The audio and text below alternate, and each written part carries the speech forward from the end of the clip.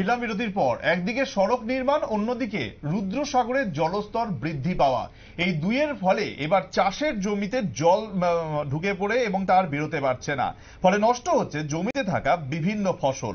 নিরুপায় কৃষকরা বিষয়টি নিয়ে মহকুমা প্রশাসন, রুদ্রসাগর ফিশারম্যান সমবায় সমিতি এবং শাসক নেতৃত্বের গোচরে আনার পরেও কোনো সুরাহা মেলেনি। এবার সংবাদ মাধ্যমের দ্বারা রাজ্যের মুখ্যমন্ত্রীর নিকট সমাধানের আর্জি জানালেন কৃষকরা। শুনবো সংশ্লিষ্ট ব্যক্তিরা কি বলেছেন। আমাদের সমস্যা হলো আমরা কৃষি করে খাই, আমাদের জীবিকা কৃষি। বর্তমানে যে সুইচ গেটটা আছে সেটা আমাদের কৃষকের জন্য করা হয়েছিল।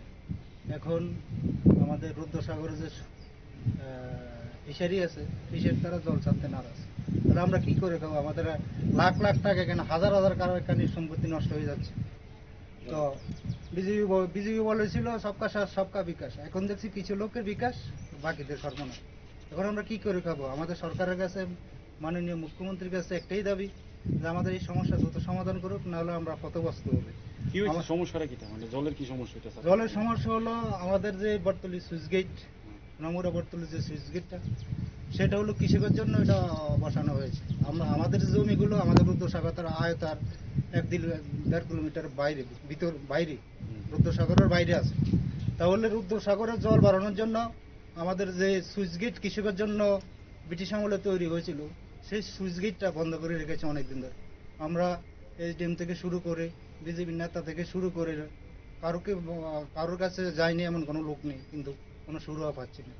তো আমরা এখন কি করে খাবো? আমরা এখন না খেয়ে ক্ষতিগ্রস্ত হবে।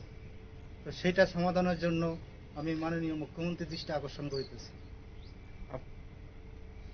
দেখতেই পাচ্ছেন সেই ছবি, যেখানে জল জমে রীতিমতো দুর্বিষহ অবস্থা কৃষকদের এই মুহূর্তে, কারণ তাদের মাথায় হাত পড়ে গেছে। যদি এই রকম চলতে থাকে তাহলে কিভাবে এই সমস্যার সমাধান হবে এবং আগামী দিনে তারা এই ক্ষয়ক্ষতির যে বিশাল একটা ক্ষয়ক্ষতির সম্মুখীন, সেখান থেকে তারা কি করে রেহাই পাবে, তাই নিয়েই কিন্তু সংবাদ মাধ্যমের দ্বারা মুখ্যমন্ত্রীর কাছে পৌঁছতে চাইলেন কৃষকরা। সময় আরো একটি বিরতির সঙ্গে থাকুন।